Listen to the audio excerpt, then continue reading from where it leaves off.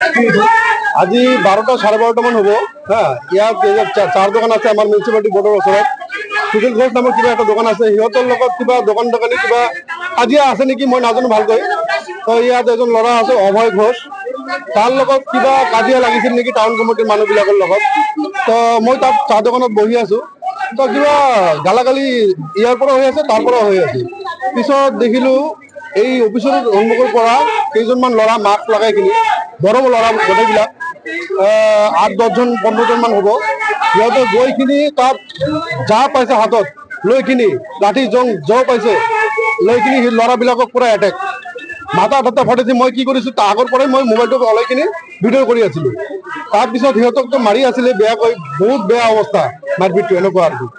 তাৰপিছত ল'ৰাবিলাক এজন মোৰ লগত মোক দেখি কিনি দৌৰি আহিল, মোৰ মোবাইল কেমেৰা কৰে দেখি কিনি তুই কেমেৰা কৰি আছে, মোক কলাৰ ধৰি কিনি টানি লৈ গ'ল। তাকো মোক মাৰিল, কেইটামান ঘুচি দিল মোক। মই বড় ভাষা কৈছো সিহঁতৰ লগত, তাৰ কাৰণে মোৰ জীৱনটো আজি বাচিল। হা, কোৱাৰ পিছত মোৰ মোবাইলটো লৈ ল'লে সিহঁতে, লোৱাৰ পিছত ক'লে ল'ৰাটোক উঠাই ল'লো। গোটেইবিলাক ক'লে সিহঁতক পলাই গৈছে, মোক উঠাই লৈ আহিলে সিহঁতে। আনি কিনি মিউনিচিপালিটি বৰ্ডত মোক ইয়াত আনিলে। আনাৰ পিছত আমাৰ চেয়াৰমেন ছাৰ আহিল, চেয়াৰম্যান সাহেবেৰ সন্মুখত কৰি আছে আমার 4 মাহ সরকার আছে, আমার 4 মাহ সরকার ইউপিএ সরকার আছে আমার, কয় আমার যা খুশি মই আমি কৰি যাম, কি কৰিবি তহঁতে এনেকুৱা কৰিলে। মানুহ আছিল আৰু তাৰপিছত মোৰ ৰাগটো ইহঁতে ৱালত গুটাই আছে। তাৰপিছত যাৱাৰ টাইমত এনেকুৱা কল চেয়াৰমেন ছাৰক যে ইয়াক মই বড় ভাষাত ক'লে, মইতো বড় ভাষা বুজি পাওঁ, ক'লে এই ইয়াক মই 4 দিন বা কেইদিন মানতে আউট কৰি দিম, মাৰি আউট কৰি দিম এনেকুৱা ক'লে আৰু কৈ কিনি ধমকি দি গ'ল মোক।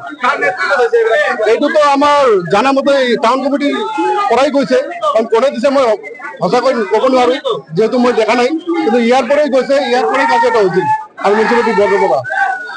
এইটো আমাৰ লাষ্ট কথা এইটো, আৰু ল'ৰাবিলাকে ইমান দম দি গ'ল মোক। পিছত মোৰ জীৱনৰ নিৰাপত্তাটো মোৰ লাগে। এতিয়া সিহঁতে একো কৰিব নোৱাৰে, মই গম পাওঁ, বজাৰত থাকো, কিন্তু মই যেতিয়া বাহিৰত যাম বা কি কৰিম, সিহঁতে মোকতো আউট কৰিব কৈছে, মোকতো আউট কৰিবই পাৰে সিহঁতে যিটো কৰিব সিহঁতে কৰেই। এই কাৰণে আজি যিটো পৰিস্থিতি দেখিছো ভাল নহয়। আমাৰ ইয়াৰ জীৱনৰ নিৰাপত্তা নাই, আমাৰ নিৰাপত্তাটো লাগে, এইটো হল কথা। আৰু ভিডিঅ' ফুটেজটো মোৰ লগত আছে, ডিলিট কৰাইছে মোক ইয়াত, কিন্তু মই বেলেগ ঠাইত ৰাখিছিলো, ডিলিট টোটেল হোৱা নাই। এই ভিডিঅ' ক্লিপটো মোৰ লগত আছে। বিকাশ সাহা, এনে কেৰুকৈ মাতে, গোসাইগাঁও জয়নগৰ 4 নম্বৰ ৱাৰ্ড।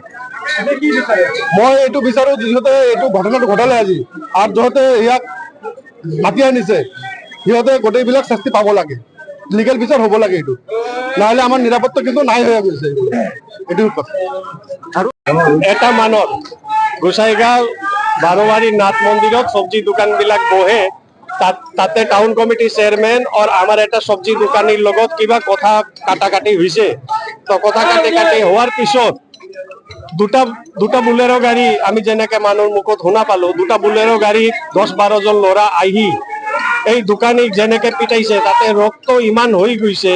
এইটো রক্ত দেখিলে আমি ভাবিলো যে এইটো কেনেকে হল। আমি গোসাইগাঁও রাইজ এনেকে রক্ত আন্দোলনের সময়ত দেখা নাই, কিন্তু আজি আমি এটাই কথা, টাউন কমিটি চেয়ারম্যানের লগত যদি দোকানদারের কিবা কথা কাটাকাটি হল, এই ল'ৰাবিলাক ক'ৰ পৰা আহিল এই সময়ত, নিশ্চয় এওঁতো কোনোবা মাতিছে, মাতি লৈ এই ঘটনাটো কৰাইছে।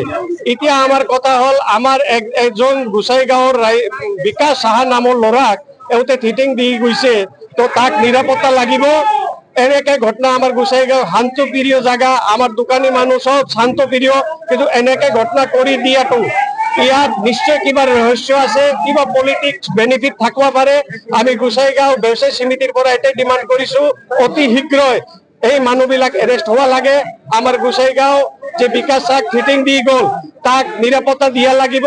ওর গোসাইগাঁও এওঁতক প্রশাসন অতি শীঘ্রই এরেস্ট করি এওঁতক কানুন হিসাবে শাস্তি দিয়ে লাগবে। ব্যবসায়ী সমিতি একো কোৱা নাই, দোকানদাৰ এনেকে ঘটনা দেখি নিজৰ হিসাবত দোকানবিলাক বন্ধ কৰি দিছে। দোকানদাৰৰ এটাই কথা যে এনেকে যদি আহি মাৰি যায় তেতিয়া আমি নিৰাপত্তা ক'ত পাম। তো দোকানদাৰ নিজস্ব দোকানবিলাক বন্ধ ৰাখিছে।